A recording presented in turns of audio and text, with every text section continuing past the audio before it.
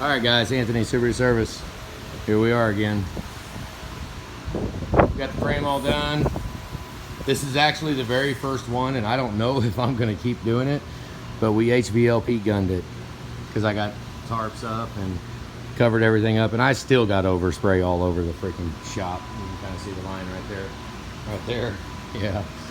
I tarped it like 9 feet out away from the truck, and it still got it everywhere. Oh well. It's a mess to do it by hand anyways. But I think it looks pretty good. I mean, honestly, it's just paint, man. Make sure it's clean and cover the heck out of it. You know, that's all we really go for. It looks good.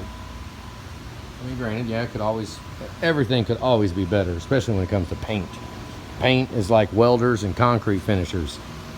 You know, you see a paint job and a painter's gonna be like, man, he should have did this, he should have did that. I don't give a damn. I mean, it's covered with paint, who cares? Rust prevention is all we look at. But actually it looked pretty good. It only took it was pretty quick. It took way longer to cover everything up and get ready to spray it with the gun. But look at what we did. All right, justification will get the best of a first bait job, basically. Here's what we did, guys. You know, the cam, I don't think we're going to have any issue with the cam. I really don't think so. The rotating assembly, it spun great. So all the main journals, and everything looks good. I mean, it looks good. So we're going for just a simple refresh, which would mean that we're gonna deck the block. I did check. I always do this. I always check piston protrusion. So 28 is our highest number. We can go as high as 35. I mean, we could go a little higher than 35, but normally, I mean, he's probably going to wind up with about 32 piston protrusion. And I always just check that before we surface it, because I mean, you can find crankshaft center line, or you can measure piston protrusion. I mean, 6 one, half dozen the other. As long as the rods are good, you know, nothing bent or nothing like that. Haven't quite looked at the rods yet. I'll do that when I take them all apart.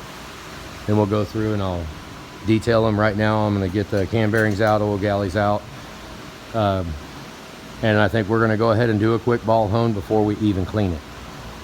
Get the ball hone and then get that sucker going for clean, and then we'll go bone dry with it and put it over there and deck the block. And honestly, it should be a fairly quick job. We're just going to do rings and bearings. So, you know, not all jobs are everything in the world, you know, but, you know, it's true. I mean, while we got the engine out, we were already going to do lifters. Justification, because if anybody, and because Katrina and David they kind of have gearhead mentality. I mean, I got it too. I'm stuck with it. You know, we can't get away from it.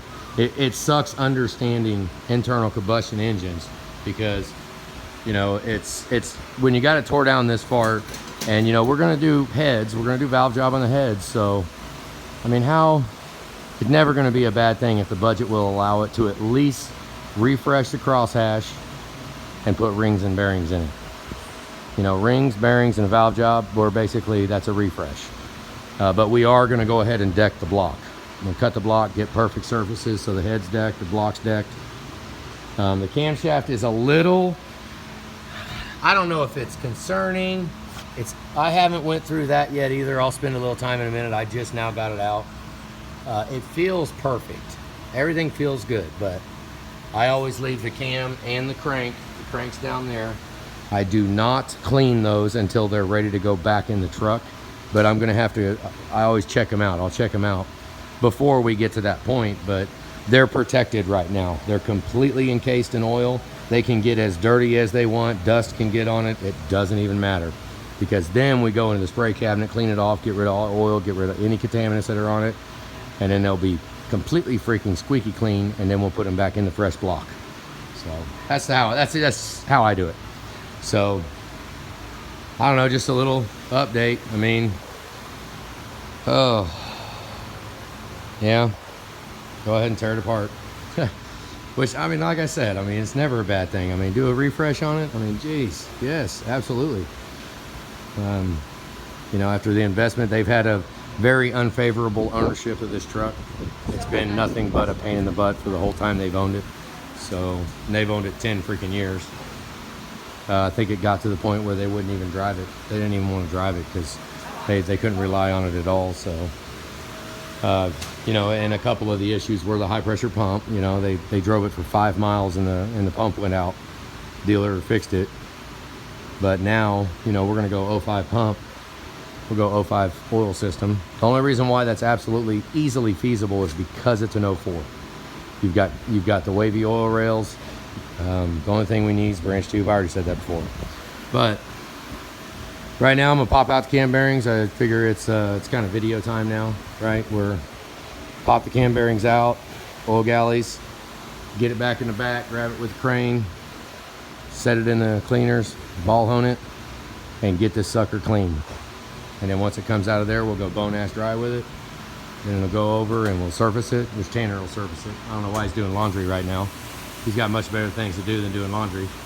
He needs to get his freaking butt back there and get back to work. He's funny. But, yeah, just update. Here we go. We did it again. Where justification is a mother, because, you know, there's a budget that we ought to stick to, which is true. But there's also a, what's the phrase? Step over dollars to save dimes or something like that. You know, because at the end of the day, this is going to be basically a completely fresh engine. You know, especially since there's no failure, no problems. So rings and bearings, refresh the bearings, refresh the rings, cross hash, deck the block, deck the heads. This would be the process that I would probably do on one of my personal trucks if I had no failure. You know, because granted, I mean, yeah, you could buy pistons. I mean, we're gonna measure the cylinders and check them. I mean, make sure nothing's actually. I haven't even felt them yet since we pulled the. Hang on, I'm checking them out now. Yeah, there is no ridge to speak of on any of them. So I'll still throw the bore gauge in it when we get it back there in the back. And you know, this would be a route that's what you save. I don't know. You probably save $900, maybe $1,000 off the bill, and the only thing that you'd be getting would be pistons. Which, if the cylinders are good and we don't see any imperfections on the pistons, which we don't know yet, we'll clean them off. These pistons, they'll be fine. I mean, honestly, the only reason why we ever even get pistons is because of the cylinders, because of what the cylinders tell us to do. You know, but those pistons got a ridiculous amount of life in them. I mean, it ain't like they wear out or nothing like that. I mean, we'll still have to check the pins and, you know, check the small end of the rod and the big end of the rod and do all that, but they're just fairly resilient. I mean, we don't really have a big wrist pin issue, you know, of them wearing out. So I don't know, I'm rambling now, so let's get to it. Oh, I guess maybe not get to it. It's 2:30, 2:45 on Friday afternoon. I'll at least get it broke down and get it ready. Because once it goes in the spray cabinet, you're committed. You can't leave. I might have to wait till Monday to put it in the spray cabinet, just because I like it for the initial cook to get all this crap off. I mean, I wouldn't mind leaving it in there for a couple hours, just leaving it in going, and then we go bone ash dry with it.